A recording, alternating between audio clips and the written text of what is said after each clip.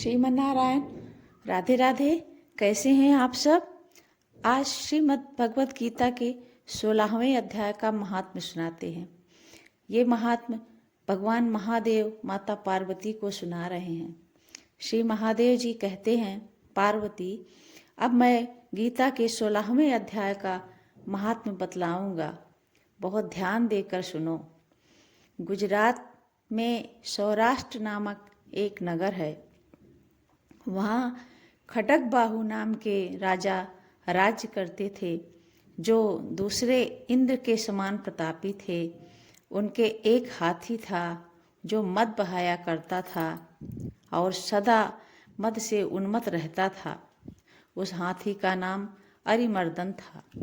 एक दिन रात में वो हठात साकलों और लोहे के खंभों को तोड़ फोड़ कर बाहर निकला। हाथीवान उसके दोनों ओर अंकुश लगा रहे थे, किंतु क्रोधवश उन सब की अवहेलना करके उसने अपने रहने के स्थान हाथीसार को ढहा दिया। उस पर चारों ओर से भालों की मार पड़ रही थी। फिर भी हाथीवान ही डरे हुए थे। हाथी को तनिक भी भय नहीं होता था। इस कौतूहलपूर्ण घटना को सुनकर राजा स्वयं हाथी को मनाने की कला में निपुण राजकुमारों के साथ वहां आए। आकर उन्होंने अपने बलवान दांतैले हाथी को देखा। नगर के निवासी अन्य काम धंधों की चिंता छोड़ अपने बालकों को भय से बचाते हुए बहुत दूर खड़े होकर उस महाभयंकर गजराज को देखते रहे। इसी बीच कोई ब्राह्मण तालाब से नहाकर उसी मार्ग से लौटे। वे गीता के 16वें अध्याय के अध्ययन कर आदि कुछ श्लोकों का जाप कर रहे थे। पूर्ववासियों और पीलवानों महावतों ने उन्हें बहुत मना किया, किंतु उन्होंने किसी की न मानी और उन्हें हाथी से भय नहीं था, इसलिए वे विचलित नहीं हुए। उधर हाथी अपने फुत्कार से चारों दिशाओं को व्याप्त करता हुआ लोगों को कुचल रहा था। वे ब्राह्मण उसके बहते हुए मद को हाथ से छूकर कुशल पूर्वक निर्भयता से निकल गए। इससे वहाँ राजा तथा देखने वाले प्रवासियों के मन में इतना विस्मय हुआ और वे उसका वर्णन नहीं हो सकता। वो आश्चर्यचकित थे कि कैसे एक ब्राह्मण हाथी के सामने से निकल रहा है।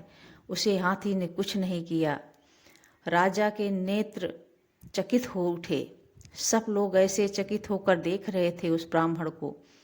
उन्होंने ब्राह्मण को बुलाकर सवारी से उतरकर उन्हें प्रणाम किया और पूछा, ब्राह्मण, आज आपने ये महान अलौकिक कार्य किया है, क्योंकि इस काल के समान भयंकर गजराज के सामने से आप सकुशल लौट आए हो। प्रभु, आप किस देवता का पूजन करते हो तथा किस मंत्र का जाप करते हो, कृपया बतलाइए। आपने कौन सी सिद्धि प्राप्त की है कि आपको हाथी ने छुआ तक नहीं।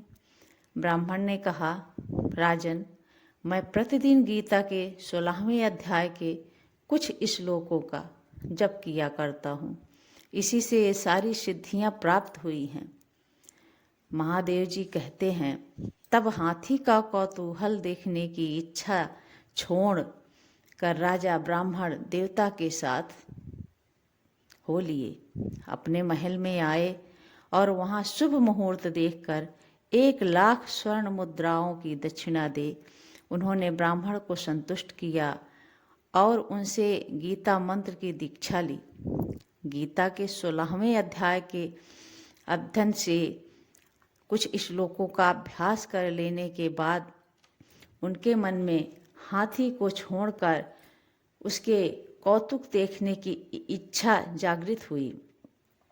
फिर तो एक दिन सैनिकों के साथ बाहर निकलकर राजा ने हाथीवानों से उसी मत्त गजराज का बंधन खुलवाया। वे निर्भय हो गए।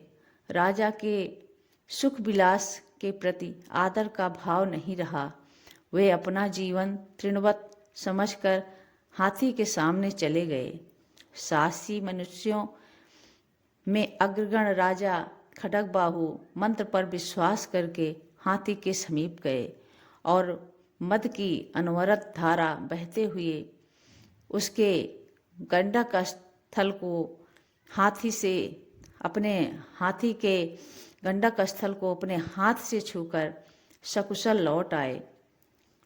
काल के मुख से धार्मिक और खल के मुख से साधु पुरुष की भांति राजा उस गजराज के मुख से बचकर निकल आए।